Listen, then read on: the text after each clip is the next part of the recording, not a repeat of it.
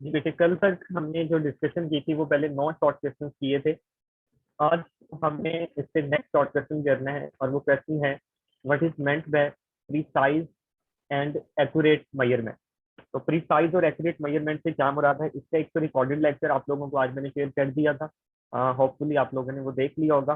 Further इसको define हमने कैसे करना है, अगर हमारे हमसे पूछ लिया जाए कि प्रीसाइज मेजरमेंट क्या होती है और एक्यूरेट मेजरमेंट क्या होती है, तो हम क्या कहते हैं, हम ये कहते हैं कि एक मेजरमेंट मोर प्रीसाइज होगी अगर उसके अंदर एब्सोल्यूट अनसर्टेनिटी क्या हो, हम कहते हैं precise measurement is that which has less absolute uncertainty. Same accurate measurement के लिए हम क्या कहते हैं, हम कहते हैं accurate measurement is that which has less fractional और percentage uncertainty। जिसमें fractional या percentage uncertainty कम होगी उसको हम क्या नाम दे देते हैं, उसको हम नाम दे देते हैं कि वो accurate measurement होगी। For example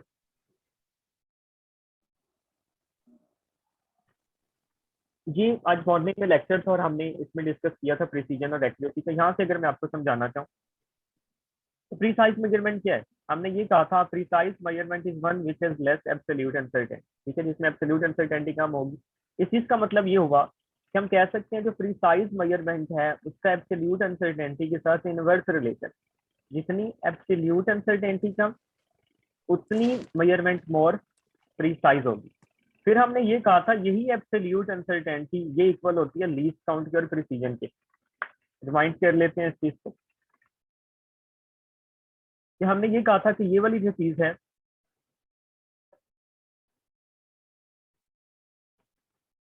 absolute uncertainty equal होती है least count of the instrument के, और यही चीज इक्वल होती है प्रिसीजन के। तो जो रिलेशन मैंने एब्सोल्यूट अनसर्टेनिटी के लिए लिखा प्रिसाइज मेजरमेंट का, वही रिलेशन फॉर लीस्ट काउंट भी लिख सकते हैं। हमने ये कह दिया कि अगर किसी इंस्ट्रूमेंट का लीस्ट काउंट कम है तो उससे की जाने वाली मेजरमेंट मोर प्रिसाइज होंगी। इसी तरह अगर किसी इंस्ट्रूमेंट की प्रिसीजन कम है तो उससे की जाने वाली मेजरमेंट मोर प्रिसाइज होंगी। यहाँ से हमें एक रिलेशन समझ में आना चाहिए, वो एमसीक्यू में भी पूछा जाता है कि प्रिसीजन और प्रीसाइज मेजरमेंट में रिलेशन क्या होता है, इनवर्स रिलेशन होता है। For example a more precise measurement has less precision और मोर प्रिसीजन, तो इसका आंसर होता है लेस प्रिसीजन। एक चीज तो आपने ये क्लियर करनी है। दूसरा ये वाला पॉइंट मोस्ट इंपॉर्टेंट है फॉर एमसीक्यू, क्या है, हम ये कहते हैं the smaller the physical quantity, हम जितनी छोटी फिजिकल क्वांटिटी मेजर करना चाहते हैं the more precise instrument should be use, हम उतना ही ज्यादा प्रीसाइज इंस्ट्रूमेंट यूज करेंगे, जिसकी मेजरमेंट ज्यादा प्रीसाइज होंगी हम उसको प्रेफर करेंगे। और एक्यूरेट मेजरमेंट क्यों, हम कहते हैं accurate measurement has less fractional और परसेंटेज अनसर्टेनिटी, और इसके रिलेशन क्या बनते हैं, एक मेजरमेंट में अगर फ्रैक्शनल अनसर्टेनिटी कम होगी तो वो ज्यादा एक्यूरेट होगी, इसी तरह एक मेजरमेंट में परसेंटेज अनसर्टेनिटी कम होगी तो वो ज्यादा एक्यूरेट मेजरमेंट होगी।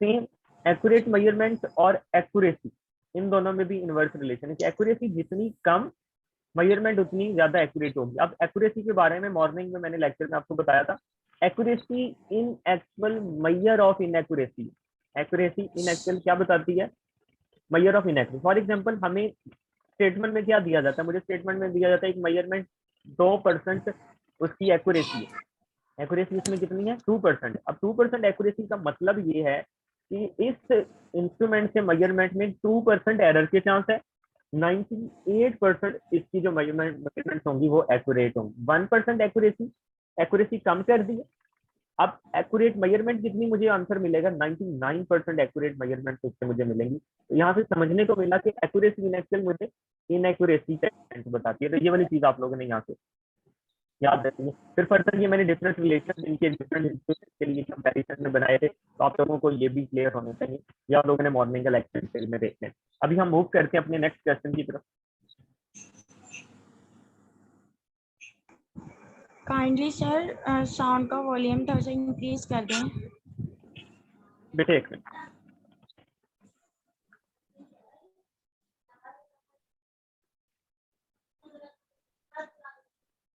नेक्स्ट क्वेश्चन ये है कि क्या डायमेंशनल एनालिसिस आपको कोई इंफॉर्मेशन देते हैं कांस्टेंट ऑफ प्रोपोर्शनैलिटी के बारे में, जो कि आपके पास अलजेब्रिक एक्सप्रेशन में अपीयर होता है।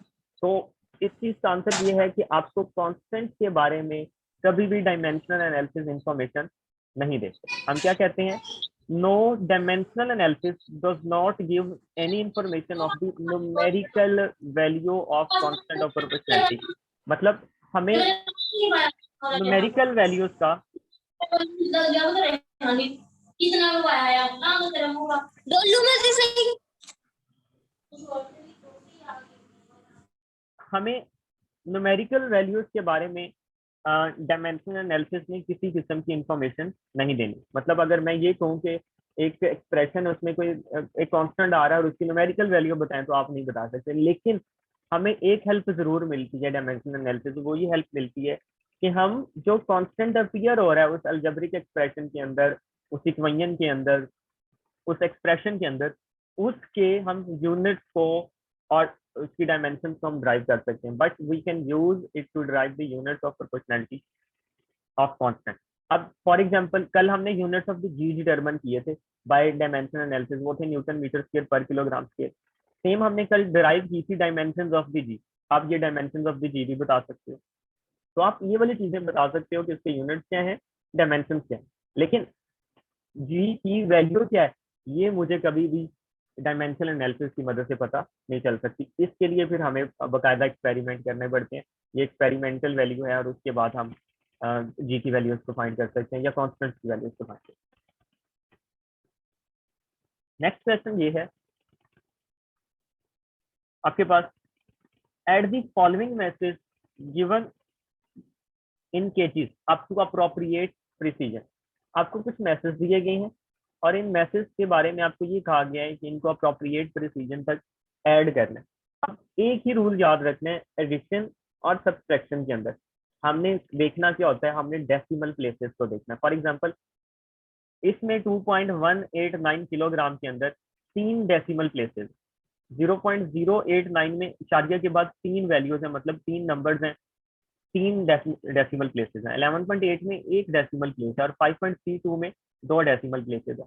अब आंसर को हमने कितना लिखना है, हमने वो नंबर देखना है जिसमें डेसिमल प्लेसेस कम हो। मैक्सिमम डेसिमल प्लेसेस हैं 3 किसी में और मिनिमम है 1। तो आप आंसर को कहाँ तक रिड्यूस करोगे, अप टू 1 डेसिमल होगा। इसमें मैंने नहीं देखना कि किसमें सिग्निफिकेंट फिगर्स कम है, किसमें सिग्निफिकेंट फिगर्स ज्यादा है। सिग्निफिकेंट फिगर्स का कोई चक्कर नहीं होता एडिशन और सब्सट्रैक्शन में। एडिशन और सब्सट्रैक्शन के अंदर हमने सिर्फ और सिर्फ एक चीज देखनी है, डेसिमल प्लेसेस। अब इनको हमने ऐड किया 2.189, 0.089, 11.8 प्लस 5.32। तो इनको जब कैलकुलेटर पे आप ऐड करते हो तो आपके पास आंसर आता है 19.398 किलोग्राम। ये आंसर आ गया। मोस्टली बच्चे ऐड करके यहाँ तक आंसर लिख के आते हैं और उसके बाद जिनको बच्चों को रूल का पता होता है वो डायरेक्ट लिखते हैं। लेकिन आप यहाँ तक जब सॉल्व करेंगे उसके बाद आपने स्टेटमेंट बतानी है। क्या लिखेंगे आप लोग, ये मस्त है अगर 2 नंबर चाहिए तो। According to rules of significant figures in adding और सब्सट्रैक्टिंग नंबर, या फिर इन एडिशन और सब्सट्रैक्शन। एडिंग और सब्सट्रैक्टिंग नंबर्स लिख लें या लिख लें इन एडिशन और subtraction. The number of decimal places retained in the answer should equal the smallest of decimal places in any of the quantities being added or subtracted। तो हम सबसे स्मॉलेस्ट नंबर वाले देखेंगे। अब इसमें डेसिमल प्लेसेस सिर्फ एक थी तो हमारे लिए आंसर में भी एक डेसिमल प्लेस होनी चाहिए। मतलब ये जो 9 और 8 है ये एक्स हैं, इनको मैंने उड़ाना है, आंसर एक डेसिमल प्लेस तक आना चाहिए। लेकिन अब ये सारी चीजें हम ऐसे नहीं करते। तो in this case the number of significant figures are not important. जैसा कि मैंने फिर बताया कि हमें सिग्निफिकेंट फिगर से काम नहीं है। तो as the term 11.8 has 1 decimal place, so answer should be reduced to 1 decimal place, therefore the correct answer is 19.4 kg। अब मुझे कैसे पता, मैंने 19.3 लिखना था, 19.4 लिखना था। इसके लिए आपको चीज समझिए, इसके लिए हमने करना क्या होता है।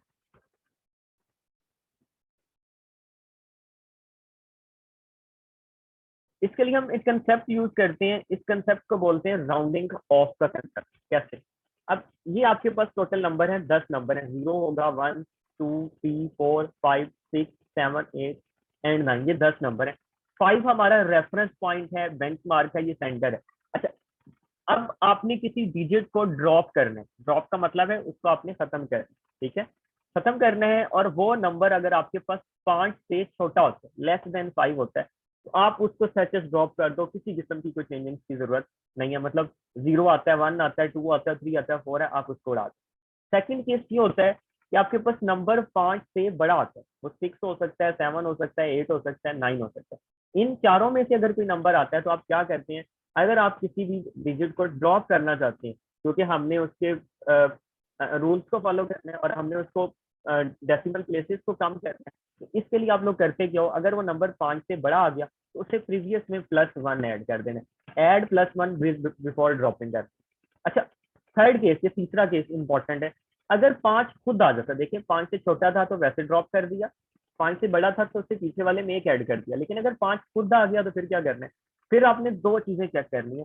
आपने इस 5 के लेफ्ट साइड पे 5 से जो पिछला डिजिट है वो आपने देखना है कि उसकी नेचर कैसी है। दो तरह की नेचर उसकी होगी। नंबर 1, पहली नेचर ये होगी कि वो ऑड होगा, ऑड का मतलब होगा 1 होगा, 3 होगा, 5 होगा, 7 होगा या 9 होगा, तो आपने उससे प्रीवियस में +1 कर देना है और उस डिजिट को आपने 5 को क्या कर देना है, ड्रॉप कर देना है। सेकंड केस ये भी हो सकता है कि 5 से लेफ्ट साइड पे 5 से पिछला नंबर वो इवन हो, वो 0 होगा, 2 होगा, 4 होगा, 6 होगा या 8 होगा। अब आपने 5 को वैसे ही ड्रॉप कर देने हैं, प्रीवियस के अंदर आपने कुछ भी ऐड नहीं करना। सीखा क्या इस चीज से, हमने ये सीखा कि 5 से प्रीवियस वाले को हमने किसी ना किसी तरह इवन रखना है। मैं रिपीट कर देता हूँ, 8 से प्रीवियस वाले को हमने क्या याद रखना है, सिंपल सा रूल याद रखना है कि वो इवन होना चाहिए। अब इवन बनाने के लिए मजबूरन अगर वो ऑड है तो हमें +1 करना पड़ता है ताकि वो इवन हो जाए, और अगर वो ऑलरेडी इवन है तो 5 को वैसे ही ड्रॉप कर देते हैं। ये वाली चीज आप लोगों ने याद रखनी है।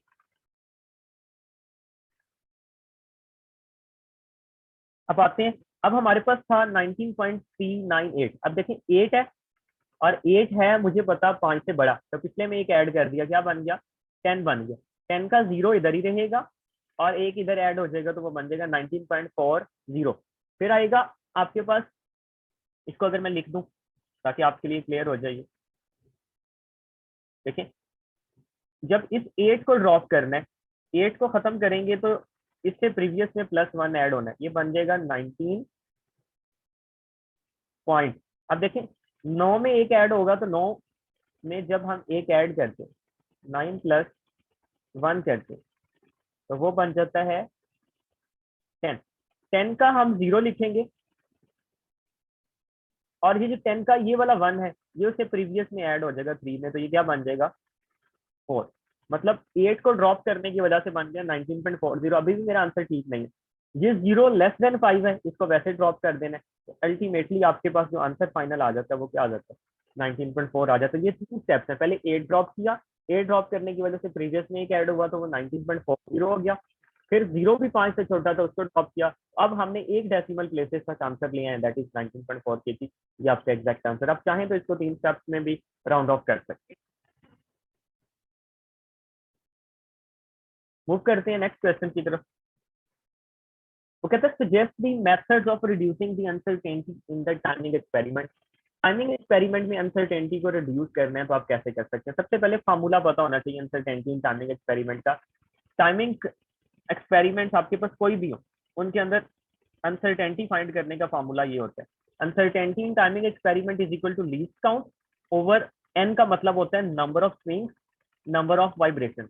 हमने यहाँ पे लिख दिया where least count LC is the least count of the stop watch. अब लीस्ट काउंट क्या होता है, किसी भी इंस्ट्रूमेंट से मिनिमम पॉसिबल जो मेजरमेंट कर सकते हैं वो लीस्ट काउंट होती है, ठीक है। तो वो least count of the stop watch being used and n is the number of vibrations और स्विंग्स, मतलब कितनी वाइब्रेशंस का टाइम नोट किया जा रहा है। पेंडुलम है तो उसकी कितनी स्विंग्स हो रही हैं, एक ही बात है दोनों केसेस में। अब ये फार्मूला क्या रिप्रेजेंट करता है, फार्मूला ये रिप्रेजेंट करता है कि अनसर्टेनिटी इन टाइमिंग एक्सपेरिमेंट दो फैक्टर्स पे डिपेंड करती है। पहला फैक्टर आपके पास आता है least count of the device, least count of the stop watch, दूसरा आता है नंबर ऑफ स्विंग।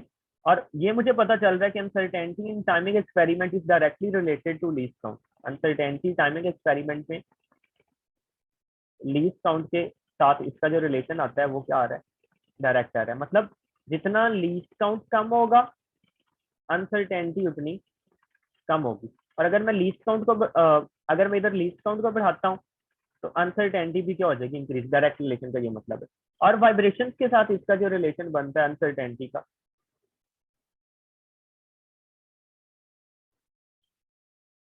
अनसर्टेनिटी का वाइब्रेशन के साथ जो रिलेशन बनता है वो रिलेशन अनसर्टेनिटी का टाइमिंग एक्सपेरिमेंट में इनवर्स रिलेशन बनता है। इस चीज का मतलब आप जितनी नंबर ऑफ वाइब्रेशंस को इंक्रीज करोगे अनसर्टेनिटी उतनी क्या होती जाएगी, कम। और हमसे उसने पूछा भी यही था कि अनसर्टेनिटी कम कैसे करनी है। तो दो मेथड्स मुझे पता चल गए। नंबर वन, पहला मेथड मुझे ये पता चला कि हम अनसर्टेनिटी को रिड्यूस कर सकते हैं by using a stop watch having less least count. ऐसी स्टॉप वॉच ले जिसका लीस्ट काउंट क्या हो, कम। ठीक है। Second option, by increasing the number of vibrations that is count large number of things during experiment. For example, पहले experiment में मैं 20 वाइब्रेशन का टाइम नोट कर रहा हूँ, अनसर्टेनिटी कम करना चाहता हूँ तो मैं 20 की बजाय 30 वाइब्रेशन के लिए टाइम नोट करूंगा, 40 के लिए 50 के, क्योंकि ये वाली चीज हम इंस्ट्रूमेंट को तो बार बार चेंज नहीं कर सकते ना। हमारे पास स्टॉप वॉच तो हमें जो लेबोरेटरी के अंदर जो लैब में अवेलेबल होगी वो तो एक ही होगी। अब स्टॉप वॉच मेरे पास कॉन्स्टेंट हो गई है, तो इस चीज का मतलब ये जो कम लीस्ट काउंट वाली स्टॉप वॉच है ये मेरे लिए समटाइम्स पॉसिबल नहीं होता। तो फिर मैं ऐसी सिचुएशन में क्या करता हूँ, मैं ऐसी सिचुएशन में ये करता हूँ कि जहाँ पे मुझे कहा गया है कि आप 20 वाइब्रेशन का टाइम नोट करें, मैं अनसर्टेनिटी कम करने के लिए मैं 40 वाइब्रेशन 50 वाइब्रेशन का टाइम नोट कर लूंगा ताकि अनसर्टेनिटी की वजह रिड्यूस हो जाए। तो ये दो मेथड्स हैं और इस तरह से आपने इसके आंसर को क्या करना है, अटेम्प्ट करना चाहें तो मैथमेटिकली जिस तरह ये लिखा है कि ये डायरेक्ट रिलेशन है, यहाँ पे मैंने एक्सप्लेन किया होगा, आप इस तरह ये डायरेक्ट रिलेशन भी लिखें और इस तरह एरोज की मदद से भी आप इसके आगे, मतलब फॉर एग्जांपल पहला रिलेशन लिखना है तो ये वाले एरोज लगा के कि लीस्ट काउंट हम अनसर्टेनिटी कम हो जाएगी, दूसरे रिलेशन के लिए ये वाले एरोज लगा के भी आप इस तरह से भी इसको सॉल्व कर सकते हैं। मूव करते हैं नेक्स्ट क्वेश्चन की तरफ। Decide which is correct. अब F is equal to we lambda और F is equal to V over lambda. तो एफ फ्रीक्वेंसी है, वी स्पीड है और लैम्डा वेवलेंथ। तो डायमेंशन एनालिसिस को यूज करना ये कल हमने बड़ी डिटेल में किया था। फॉर एग्जांपल ए को देखते हैं, f is equal to we lambda, तो फ्रीक्वेंसी आपके पास 1/t। अच्छा एक चीज यहाँ पे मैं थोड़ी सी क्लियर कर दूं, जो फ्रीक्वेंसी है ना इन एक्चुअल इसका फार्मूला होता है general formula n divided by t. Frequency का फार्मूला होता है n divided by t. N आपके पास होती है नंबर ऑफ स्विंग, ये आपके पास वाइब्रेशन होती है, और टी आपके पास होता है time of the experiment. T हम बोलते हैं टाइम। अब एक चीज याद रखनी है, ये फार्मूला 1/t कब बनता है। देखिए फ्रीक्वेंसी की डेफिनेशन क्या होती है, या टाइम पीरियड की।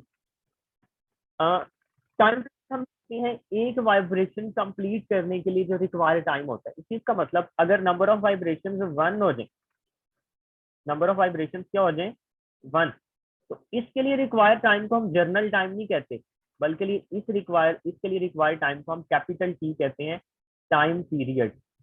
इस छोटे टी और बड़े टी में डिफरेंस है। तो फ्रीक्वेंसी का जनरल फार्मूला आपको पता होना चाहिए। फ्रीक्वेंसी का जनरल फार्मूला n/t ही है, लेकिन हम जब टाइम पीरियड की टर्म्स में इसको लिखते हैं तो हम कहते हैं टाइम पीरियड तो एक वाइब्रेशन के लिए रिक्वायर्ड टाइम है, एन की वैल्यू ऊपर 1 आ जाती है और नीचे टाइम स्मॉल टी की बजाय कैपिटल टी आ जाता है, तो ये फ्रीक्वेंसी का फार्मूला बन जाता है। आप चाहे ये वाले फार्मूले से डायमेंशन ड्राइव करें, ये से दोनों से सेम आई, क्योंकि एन तो कांस्टेंट है, तादाद है ना, नंबर है, तो नंबर की डायमेंशन होती नहीं है, टी की डायमेंशन t-1 ये आपके पास आ जाएगी फ्रीक्वेंसी की डायमेंशन। दूसरे एंड पे देखते हैं, दूसरे एंड पे मेरे पास था वी लैम्डा। अब वी वेलोसिटी है, कल हमने पढ़ा था इसकी डायमेंशन होती है LT-1। ठीक है, वेलोसिटी होता है डिस्टेंस बाय टाइम, और लैम्डा वेवलेंथ है, इसकी डायमेंशन L। ये L1 और ये भी L1 है, तो L² T-2, दोनों साइड्स की डायमेंशन इक्वल नहीं।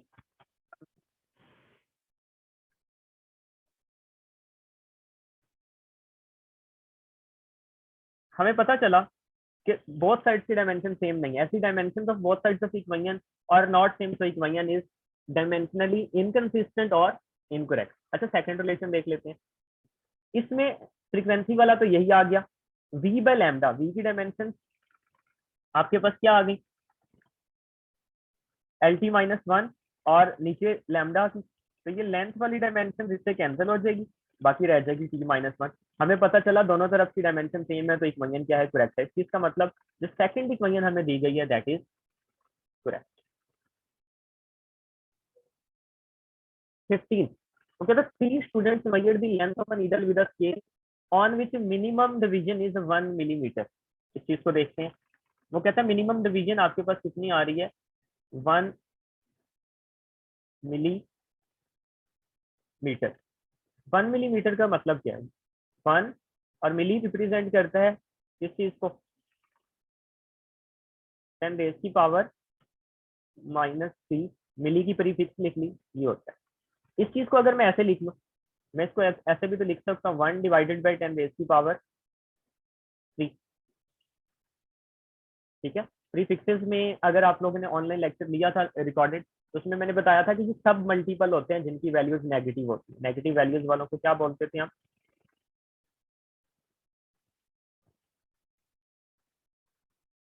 सब मल्टीपल। ठीक है, ये सब मल्टीपल है। तो सब मल्टीपल डिवीजन को बोलते हैं या फिर नेगेटिव पावर्स को बोलते हैं। इस चीज का मतलब ये बन गया 1/1000।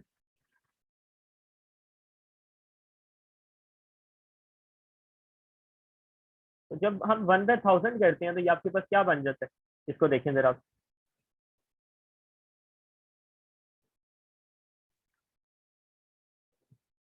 देखें, since minimum division on scale is 1 millimetre और 1/1000 के आंसर आता है 0.001 मीटर। इस चीज का मतलब इसमें 3 डेसिमल प्लेसेस है, 1 2 3, इशारिया के बाद 3 वैल्यूज है। तो इंस्ट्रूमेंट भी मुझे कहाँ तक आंसर बताएगा, इन मीटर्स। मैं अगेन रिपीट कर रहा हूँ, मीटर्स में जब यूनिट्स होंगे तो इशारिया के बाद 3 दर्जे तक बताएगा। That is instrument can measure up to 3 decimal places accurately. So the record 0.214 metre is correct. जो रिकॉर्ड है 0.214, वो आपके पास आंसर क्या होगा, करेक्ट होगा। तो ये 15 नंबर क्वेश्चन था। सेकंड लास्ट क्वेश्चन है, add the following up to appropriate precision. 3 values हैं, 3.125, 1.2, 0.038। अब देखें जरा, इसको अगर हमने करना है तो कैसे करना है। इन सबको जब ऐड करते हैं तो आंसर आता है जी। अब हमने पहले पिछले क्वेश्चन में डिस्कस किया था कि सॉल्व करने का मैकेनिज्म। सबसे पहले 3 ने ड्रॉप होना है, 3 लेस देन 5 है तो इसने वैसे ड्रॉप हो जाना। तो पहले स्टेप में वैल्यू मेरे पास आ गई 4.36, लेकिन आंसर कहाँ तक होना चाहिए था, इसमें 3 डेसिमल प्लेसेस थी, इसमें 1 थी और इसमें भी 3 थी। आंसर तो 1 तक चाहिए, इस वजह से 3 तो वैसे ड्रॉप होके 4.36 हो गया। 6 ग्रेटर देन 5 है, ये जो 6 है जिस डिजिट को मैंने ड्रॉप करना है दैट इज ग्रेटर देन 5। और ग्रेटर देन 5 के लिए हमने कहा था प्रीवियस में क्या करते हैं, हमने ये कहा था कि प्रीवियस में +1 कर देते हैं। तो ये आंसर क्या आ जाएगा, 4.4 आंसर आ जाएगा। इस चीज का मतलब इसका करेक्ट आंसर क्या है, 4.4। एमसीक्यूज में वैरायटी ऑफ दी एमसीक्यूज हैं जो इस कंसेप्ट के अकॉर्डिंग पूछे जा सकते हैं। तो राउंडिंग ऑफ आप लोगों ने सीखनी है कि हम राउंडिंग ऑफ कैसे कर सकते हैं। लास्ट क्वेश्चन, वो कहते हैं add the following message given in kg to appropriate precision. Again आपको कुछ मैसेज दिए और आपसे कहा गया है कि इनको ऐड कर। तो सेम ये क्वेश्चन हमने पहले भी किया है, 2.189, 0.089, 11.8 एंड 5.32। जब इनको ऐड करेंगे according to rules of the significant figures, तो एट द एंड आप लोगों का जो आंसर आ जाएगा वो 19.4 आ जाएगा। आई होप ये चीज आपको क्लियर होगी। अब अगर आप लोगों के कोई क्वेश्चन हैं तो आप लोग वो क्वेश्चन यहाँ से पूछ सकते हैं।